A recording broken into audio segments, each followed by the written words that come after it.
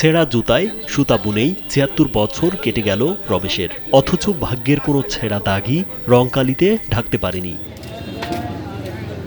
সকালের আলো ফোটার আগেই ভোলা পৌরসভার নবীপুর এলাকা থেকে এসে রাস্তার পাশে একটি টিনের ছাউনির নিচে নিজের ছোট্ট জগৎ সাজিয়ে বসেন রমেশচন্দ্র দাস। কাঠের একটি চৌকি, পাশে রাখা নেহাই, পুরনো রঙের বোতল আর চামড়া কাটার যন্ত্র, এই নিয়েই তার কারখানা। ৭০ বছর মতো কাজ করি, আয় কোনোদিন ৪০ টাকা ৫০ টাকা, কোন বছর হয় না। কিন্তু পা জোড়া কিংবা হাত জোড়া নয়, রমেশের পুরো জীবনই যেন এক প্রতীক ছেঁড়া জুতা। যে জুতা তিনি সেলাই করেন তা সমাজেরই দরিদ্র আর বিত্তবানদের ক্ষণিকের ছেঁড়া চরিত্র।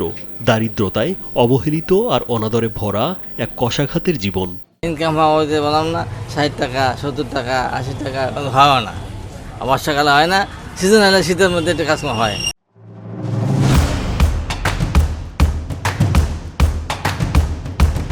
বর্তমান বাজারে মাত্র ৫০ টাকা খরচ করলেই এক জোড়া প্লাস্টিকের জুতা পাওয়া যায়। কেউ আর পুরনো জুতা সেলাই করতে চায় না। মুচির কাজ হারিয়েছে কদর, কিন্তু রমেশ থেমে যাননি।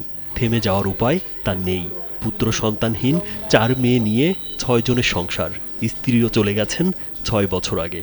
মেয়ে বেঁধেছে রেল করে দানা বানা আসি, আমাদের কাছে আদায় মাত্র আমাদের ১০,০০০ টাকা পাই, আমার ৬ মাস পরে সব সমস্যা থাকে। রমেশ যে জায়গায় বসে কাজ করেন সেটা জৈনপুরী পীর সাহেবের দান করা একটি জমি। পৌরসভার ৯ নম্বর ওয়ার্ডের যোগীরখোল এলাকায় এই ফুটপাতটুকুই এখন তার জীবনের কেন্দ্র। রোদ বৃষ্টিতে ৭৬ বছর ধরে এক জায়গাতেই ছেঁড়া জুতায় সুতা বুনছেন তিনি।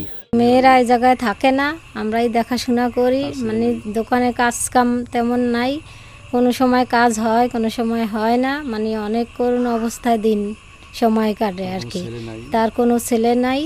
রমেশের দেখভালের দায়িত্বে থাকা তার ভাইরার মেয়ে অঞ্জলি রানী জানান, ধার দেনা করে মেয়েদের বিয়ে দিয়েছেন।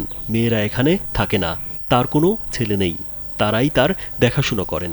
সরকার যদি সহায়তা করে তাহলে তার চিকিৎসা করাতে পারবেন বলে জানান তিনি। আমরা এক জায়গায় থাকি সবাই, এই তার প্যারালাইসিসের রোগী তো, এর দেখাশোনা আমরাই করি।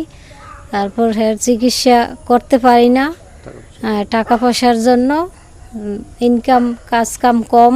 সদর উপজেলা সমাজসেবা কর্মকর্তা দেলোয়ার হোসেন জানান, সরকারের সামাজিক নিরাপত্তার আওতায় সমাজসেবা থেকে ভাতা পান ৭৬ বছর বয়সী এই বৃদ্ধ।